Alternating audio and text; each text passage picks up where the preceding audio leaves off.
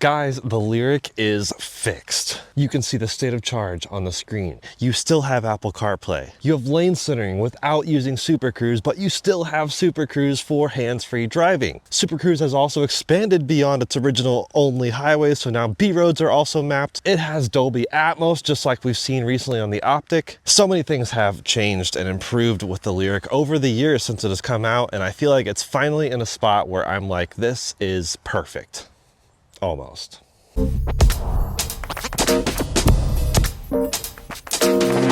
Looking for your chance to drive off in a brand new electric vehicle and support a nonprofit? Well, one of the best nonprofits fighting for clean energy is running their 7th annual EV raffle for the planet, and it's their biggest yet. Here are 3 reasons why you should buy a ticket today to support our friends at the CCAN Action Fund. Number 1, amazing odds. For the first time, each ticket gives you 3 chances to win an electric car. Even better, only 10,000 tickets will be sold. Those are great odds. Reason number 2, the prizes are stunning. The grand prize winner gets to pick from 6 luxury EVs. The rugged R1S, the powerful R1T, the brand new Lucid Gravity, the sleek Lucid Air, the bold Porsche Macan EV, or the iconic Porsche Taycan. Yeah, and those are all great cars, and again, you get to pick which one. The second place winner gets to choose from a Volkswagen ID Buzz or a Hyundai Ioniq 5. And there's a third place winner, a Chevy Equinox EV. Even better, the group will cover state and federal taxes.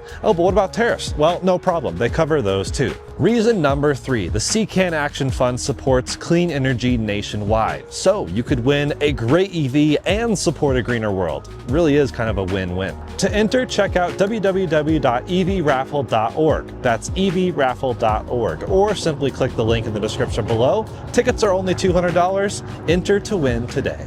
So this is a quick first impressions and first look video because, well, the driving impressions are embargoed for a week from today, so I can't talk about how this drives, but everything you do know from what I just said is actually already kind of out there as public information. So at least what I can show you is the looks of the Lyriq V, because, well, this thing is available to be seen on the website and stuff, so you can see it there, but like I can show you some unique specific things about it and what makes this a vehicle. You get it? Lyriq V, vehicle. Yeah. Starting with the design. That's really something that sets this out and makes it look very, well, specifically a V vehicle, and solves some of the issues I think we've had with the recent things like the Rivian R1 Quad not looking any different than the base model or the tri-motor. This one actually does have some things to set it apart. Up front, normal big Cadillac grille, big ass grille. Technical term. You have a unique lighting element here that goes kind of all along the grille like a V. You could say it's sort of like a V. It's actually like a really wide V. You have a front splitter here that's all carbon fiber. Really actually looks awesome. Probably expensive if I had to guess. I don't know what it costs to replace, but this does reduce your approach angle if you're somehow into off-roading your Lyriq. Let's be honest, if you're into off-roading your Lyriq, don't buy the V version. But yeah, really cool split design here. Love the look. Looks very aggressive and sporty. Around the side here, instead of having black under panel things, you actually have a body color one, which brings the whole vibe of the car further down, makes it look a bit more bulky and muscly. Below that, you also have some more carbon fiber, so a little bit of a side skirt situation there. Looks nice, ties in the carbon fiber nicely. You have a contrasting black roof, which starts here on the A-pillar, swoops all the way up. Glass roof as well, which looks really nice and makes it very open and airy inside. Love that, but it's also a shade, so you can close it if you don't want the light in. That's awesome too. No more start stop button. We'll get in the inside in a second, but that's a big deal. I think this is referencing phone as a key, perhaps. Maybe you tap your phone there. Spoiler in the back, a little bit of an aggressive look, not crazy like the Optic we've seen before. Also on this channel, a first look has a carbon fiber spoiler. This just has a black spoiler. No carbon fiber up here at all. I think it would have been cool to have this carbon fiber, but hey, that's fine. You at least have carbon fiber back here, starting all the way behind the wheel, moving around as a nice looking diffuser. Not quite as aggressive as the Optic V diffuser, if you ask me. Then you have This sloping down here, that's normal. That's how the optic's been as far as I can tell. And so you have the split kind of taillight design. Love the optic lighting. This is the IQ vehicle that captures my attention the most, especially from the rear 3/4 angle. So you have like the lighting elements here coming through here. They get like dotty, I don't know how you say that. They kind of disperse into smaller and smaller dots throughout the middle. Love, love, love it. Here's your camera for the reverse, the digital rearview mirror, which is nice. Then you have your backup camera down here. So separate locations for that, but still centered, which I love. Some vehicles have it off center, which kind of annoys me. Yeah, V badges, 1, 2, and then 1 on the other side. So 3 total V badges. Those are nice to have. No V badge in the front grille, which is kind of interesting. So that's not an option there. You do have 22-inch wheels. They're called, what are they called? Reverse rim. Not really sure why, but this is a unique wheel for the V. There's actually a V on one of the connections there. So it's like a very, very multi-spoke. I mean, there's a lot of spokes going on here. Behind that, 6-pot Brembo brakes, 6-piston Brembo brakes with 390 millimeter rotors. Really cool. The same rear rotors and rear brakes as the normal Lyriq, so that's not beefed up or anything. So just single sliding piston, whatever it's called. And summer tires. We are the Continental Premium Contact 6 standard summer tires, 275/40 R22 square setup. Really freaking cool. You can option it with all season tires if you guys want, but hey, you're buying a sports SUV. I feel like you should just accept the summer tires and move on. If you're in a snowy climate, get a second set of wheels with snow tires. And if you do that, I would get smaller wheels. I just think I like the look of smaller wheels, but you can't go too small because, well, the front have the big brakes. So I'd be curious to see this with 20s.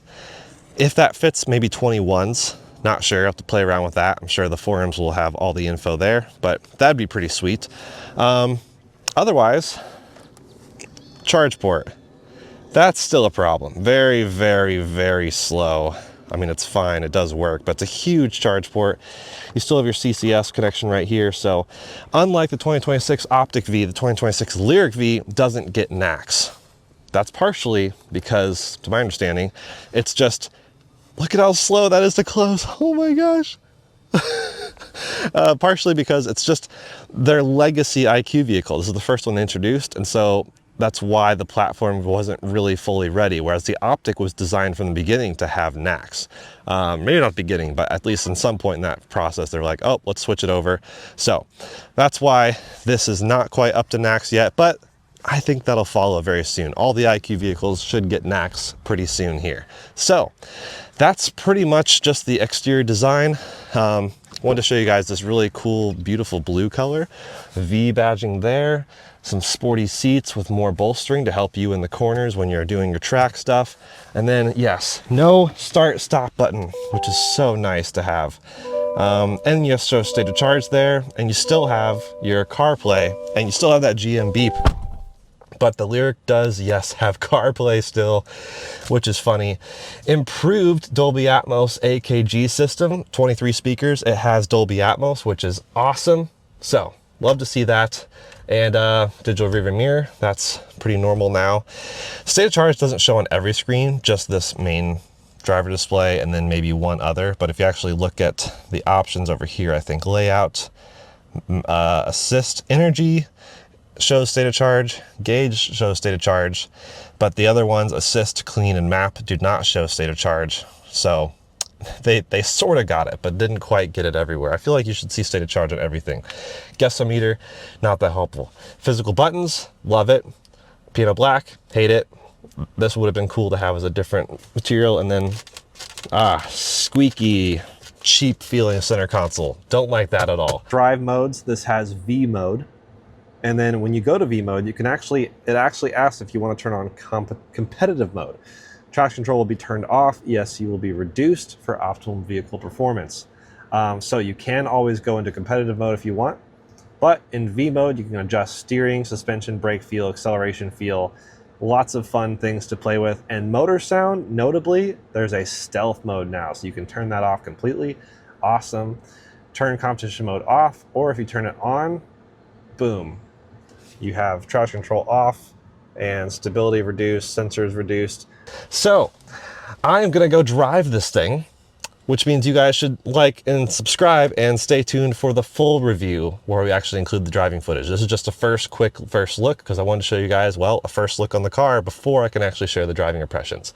Stay tuned, but this thing has lane centering without pre-mapping and lots of good things here to get into.